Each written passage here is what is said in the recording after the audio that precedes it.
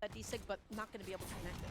So we're seeing an interesting choice coming out from Kaina with the Barraza pick. We haven't seen Kaina move over onto that Taros, which is arguably a more meta pick. Of course, Blaster's got the nerf, but Barraza's kind of always held this like hybrid in meta, out of meta. It seemed like if you're the right player for Barraza, then Barraza is the right legend for you if we're looking at like Cody Travis.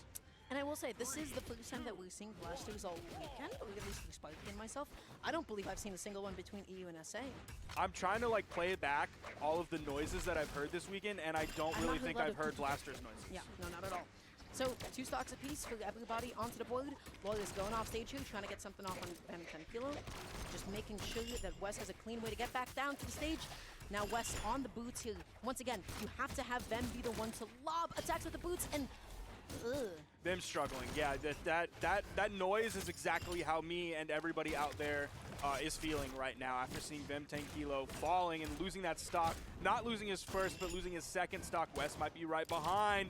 Okay, I almost thought he was going to get caught under the stage with like some weird friction, and we were going to see Wes end up falling as well. Look at this the is huge. Damage, and Vem I thought that was going to do it. Stock. I really thought that was going to do it because it's Barraza.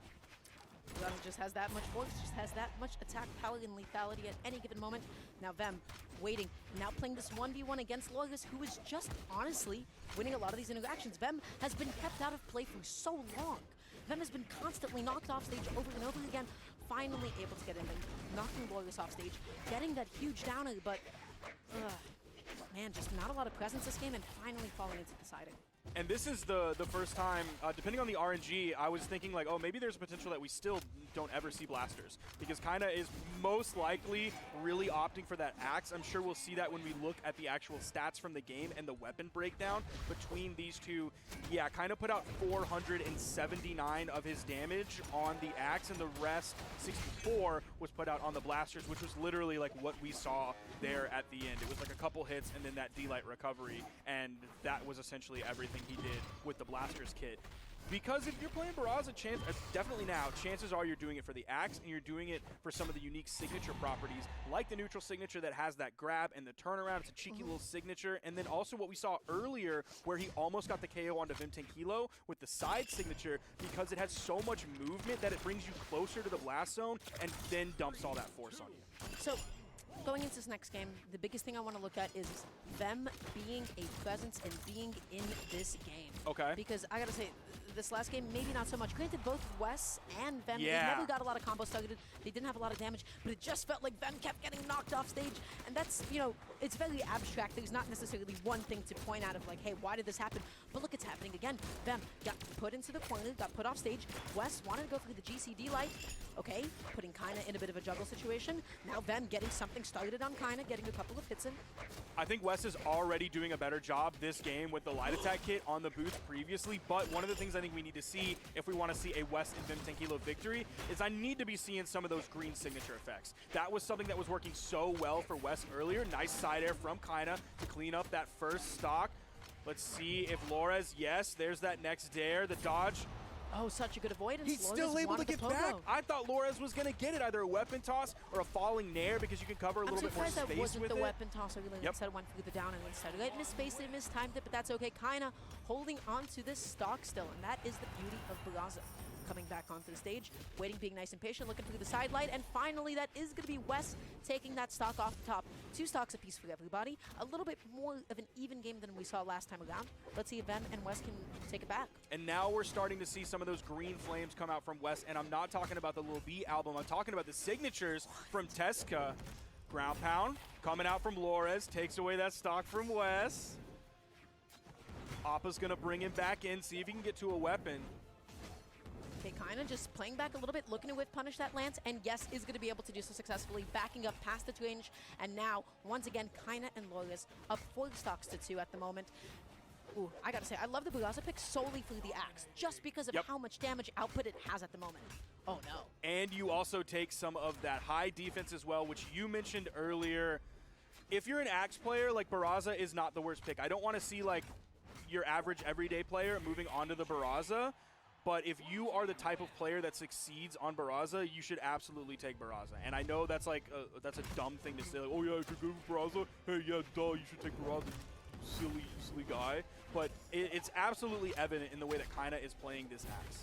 It is, absolutely. And my question is that axe ever going to be knocked? Kaina, is that weapon ever going to be knocked off? And then Kaina's never going to be able to pick up an axe again and then just be stuck to blasters. And then we'll see how well Kaina actually does with blasters and twos, because I feel like we just haven't had an opportunity to showcase that. There was never a reason to showcase that either because of how effective it's been.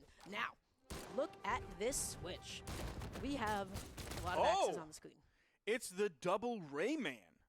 It's been a very long time since I've seen something like this. One of the difficulties that I would certainly have when playing like double legends like this is like I'll be like, oh, which one's me? I'm gonna get confused about which one is me, especially when like all the chaos is going on from 2v2s, and of course it is the same legend and they have the same hair, even though Wes is playing the spookier one. It's not like he's wearing the helmet on it. So something that these players have in them lets them understand and dissect what's going on and realize where they are, realize where their teammate is, and realize where each of their opponents are as well.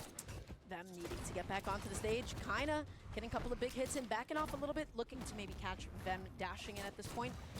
Looking for the recovery, backing off. Not able to get that side leg pick off, but I think that was a cute idea, wasn't it? To try and follow up off of the axe neutral. Wes is going to be the first one to fall. So far in this game, that recovery comes out from Lores. He's able to find the KO as well. That is a full team wipe on the red team. Lores gets sent high. I mean, we also, like, we talk about the high defense on Kaina's Barraza, but Lores also has quite a bit of defense as well. One of the things that kept him alive there as he was sent off screen, high up in the sky, that neutralite again. A legend with less defense, he would have fallen there. The down air still got the wall touch, able to get over, and Vim is unable to confirm that edge guard. That's got to be tough. Yeah, wanted that spike so badly. Luckily, Logan's stock is finally gone and off the table. Vem going to be cleaning it up that time around. Now, Kaina, how do you make it back onto the stage? Vem going to be looking for the down air, does not find said down air, gets popped up. Kaina is still hanging on to the stock, and Kaina is getting a lot of extra credit for it. A lot. A ridiculous amount, in fact. Wes, the side six skateboard off the side. They're still unable to take this stock from Kaina until now. They built up so much damage in the process that Lores is able to pick up both of them with a side sig and get the KO, all while still being in the orange and kind of fresh as a daisy on second. This was a completely unpredictable evening, especially if you saw how Winners Finals went. Guess what? This is not how Winners Finals went in the slightest. So, I can ask what happened over and over again, but honestly, Kaina and Warriors are just playing out of their minds and playing the way that they should be at the moment.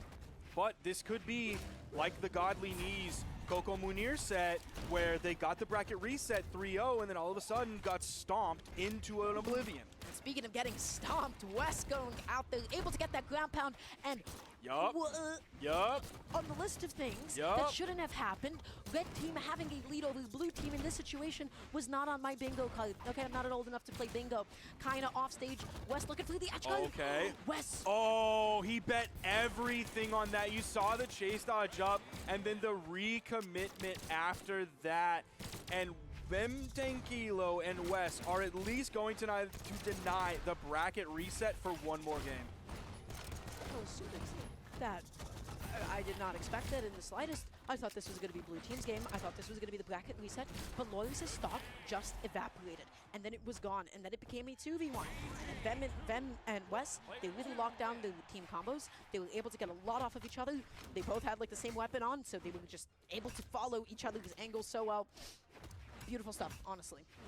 Yeah, that last stock of Lores that just kind of disappeared, that was really tough, because that was like shades of what we saw earlier today from Lores, which ended up causing the blue team to lose quite often. And we just saw that there in that game. So see if they can tighten it up after that one. Of course, we're going back to the exact same stage. This double Rayman doing a great job of just barely holding on, denying that bracket reset.